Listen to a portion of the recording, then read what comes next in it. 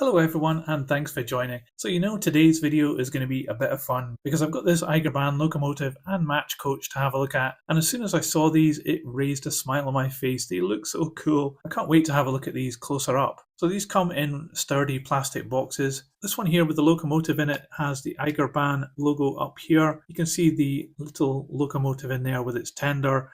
Union Pacific. I don't think this is prototypical, but it looks like a lot of fun. We've also got a Wild West scene in the background there as well. On the back here we've got some details about Egger-Bahn model railways, and you can see that they are 9mm HO scale, but they are narrow gauge. There's some operating instructions here which is in English, German and French. The coach is very light and it's held in quite a simple box. It's the same kind of plastic box, but it doesn't have a backing sheet on here or any information. And you can see it's called Western Union. So let's get these out and we'll take a look. So here's the models out of the box and they look really so cool and also very small as well. Let's start off by having a look at the locomotive.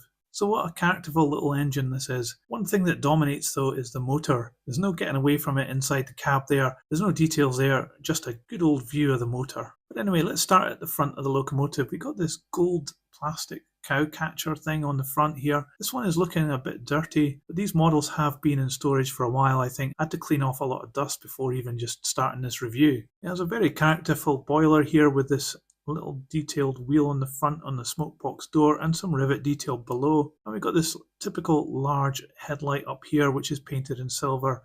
Not too good actually, unless some of the paint is worn off there, so it probably needs a bit of a touch up, but no illumination on this, but it looks okay. The chimney is really quite impressive. It's an extra metal piece that's been added in, a nice piece of turned metal there. And the side of the boiler actually has a lot of detail there. It's got some pipe work and some rivet detail. Got a nice dome here and this part here, which I think is the whistle. And it's clearly a two-piece moulding here because we've got the black part and the green part. The green also has some really nice rivet detail on it. And we have the logo here, EB, which has been picked out in chrome gold there, as well as number 5 up here. EB obviously for Egger-Bahn, but we have Union Pacific on the tender. We've got some little representation of handrails here which have been picked out in the gold as well, and again some more rivet detail here at the back of the cab. Around here there's a bit more rivet detail and a couple of windows. There's no glazing on this one. And looking on top of the cab, we have a bit more detail here at the back of the cab. This is actually a really good piece of moulding here to represent the hatch on the top of the roof. And we have this extra part, which I think is also made in metal, located up here, which I think that's maybe the whistle, so I'm not sure what that piece was. The mechanism is pretty simple. It's just 4 wheels here and a simple connecting rod here, which runs on this little track. There's some rivet detail there on the piston, and it looks like the motor just comes and drives this back wheel here. The wheels on this model are looking quite filthy, and it looks like this screw here will just take this model apart, so I think we should do that and have a look at the mechanism. While I'm doing this, I'd just like to mention I've got a range of train spotting and model railway books on Amazon. I'll put the link in the description below. Any purchase you decide to make really helps this channel, so thanks very much. Okay, so that was a lot more tricky to do than I thought it might be. So what we had to do there was take off the connecting rods, and that's what these screws here are. This is the main screw underneath that held the chassis on, but then also we had this part here rather neatly done here where the screw is actually part of the chimney. So I'm quite impressed with that. That's quite cool. Also we had these 2 little lead weights that came off it as well. They've just been glued in by the previous owner, and that's maybe indicative of this model having some problems with keeping itself on the track. And this is the chassis part with the motor on it here. It just drives the back wheel, and pickup seems to be from all 4 wheels as well, but you can also see that it has a little gearbox in there and it's running the front wheels as well. So I'm really quite impressed with that. That's such great little engineering that's gone into this model. While I've got this apart, I think I might actually take the wheels off and give them a bit of clean because they're absolutely filthy. So these wheels are looking much cleaner now, so I guess we've got to get this back together.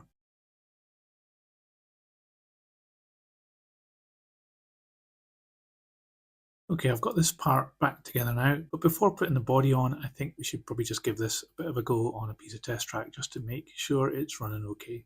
Let's give it some power and see what happens. Okay, so it's absolutely terrible. I think maybe it needs a bit of oil and it's definitely not picking up good. So I've had to spend a bit of time on this locomotive. I had to take it apart, clean out all the contacts and give it some oil and put it all back together. And now we've got it back on the track, so we'll give it some juice and see what happens.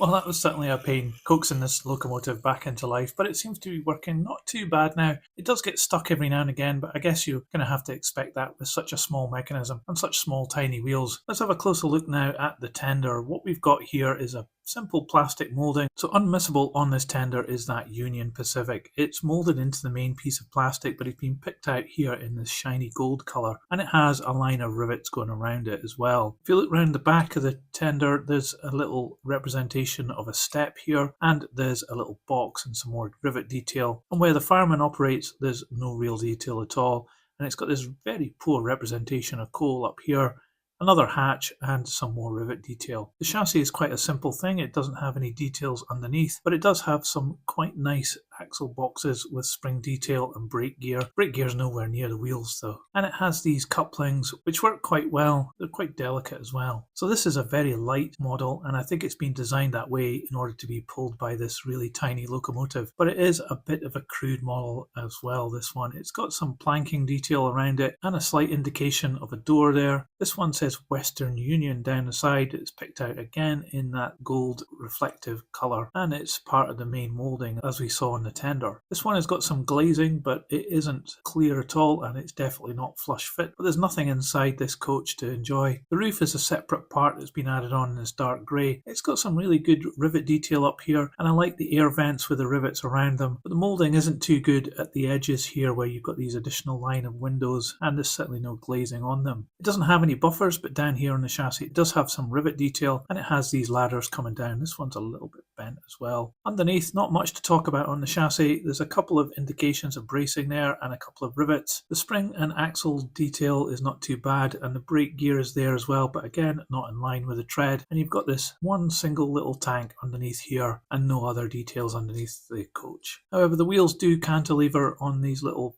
pivots here. They're just plastic rivets holding the thing together, and the coupling is part of that. So it's more kind of indicative of a coach, and it does give it a feel of being a bit toy-like. So I did mention that the coach is very light, so let's see how much these items weigh. The locomotive and tender weighs just 43 grams, and the coach comes in at just 15 grams. So overall, this American-style locomotive and coach from Egger-Bahn, I think, is actually a bit of a mixed bag. When I opened this up, I thought it would be a lot of fun, and I thought it would be really enjoyable to run this locomotive and this coach. I haven't had to deal with the tricky parts of the mechanics of this locomotive and coaxing it back to life, and seeing how toy-like the tender and the coach is. It's a bit of a disappointment, I think. I'm not quite sure who this model would be aimed at, because if it's aimed at younger people, then the delicacy of the motor and the running gear and the locomotive is going to cause all sorts of problems. I don't think it's going to last that long in the hands of younger users. But somebody more serious about the modelling would look at this and think it's too much of a toy. So it's a bit of a mystery who this is actually aimed at. One thing's for sure, I've totally fallen out of love with this set, and I'm going to put it up for sale because I've just had enough of it. But if you own one of these, let me know in the comments below what you think, and I'd love to know what your experience of this is. If you liked this video, please give it a thumbs up. It really helps this channel grow. But that's it for today. Thanks for watching. See ya!